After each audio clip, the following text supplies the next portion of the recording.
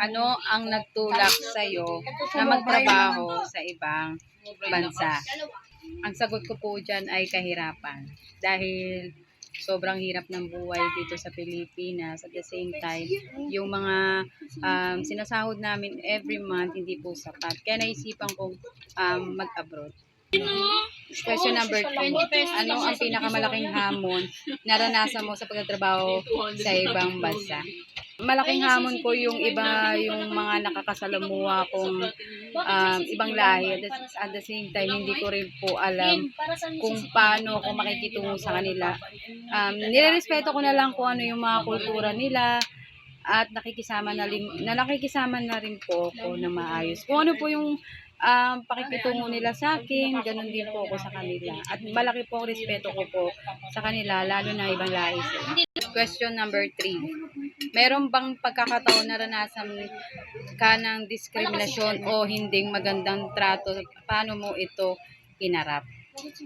So, yung nag-serve ako ng pagkain sa amo ko at mali yung naibigay kong pagkain sa kanila, ang ginawa sa akin ng amo ko, tinuktukan niya yung ulo ko.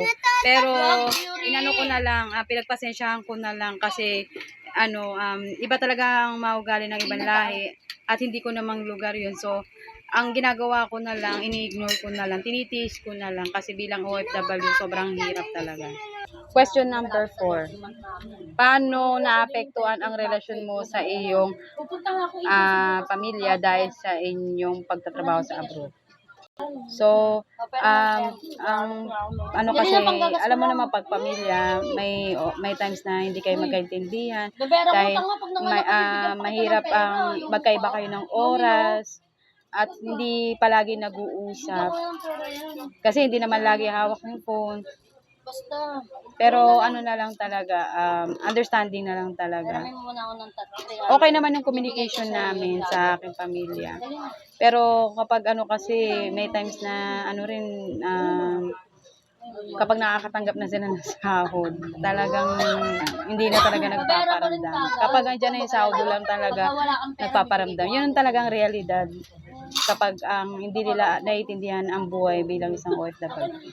Question number 5. Ano ang pinaka-namimiss mo sa Pilipinas habang ikaw ay nasa ibang bansa? So, namimiss ko yung pamamasyal at kumain ng masasarap. Kasi pag nasa ibang bansa ka, hindi mo makakaya yung mga gusto mo dahil nagtitipid ka para makaipon ka.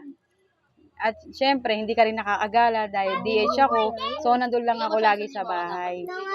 Number 6. Question number 6.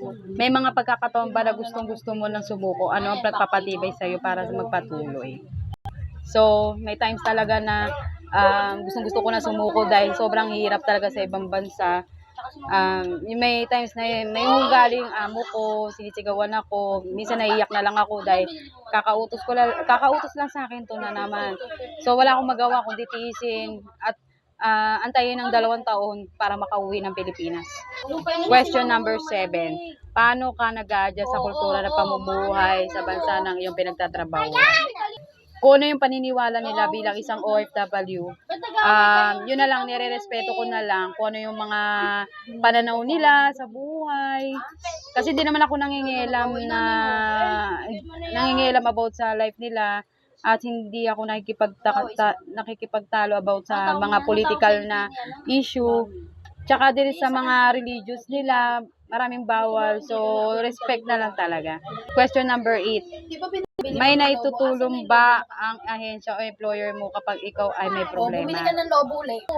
Kagaya sa agency, meron akong amo na hindi binigay yung sahod ko. So, ang ginawa ko is, nakatulong naman sila, nakausap naman nila employer ko dahil 4 na buwan akong hindi pinasahod. So, ang ginawa ng agency, kinausap nila na maayos. So, napasahod naman ako ng amo ko. Yun yung na-experience ko bilang isang OFW. 4 na buwan na hindi ako nakasahod.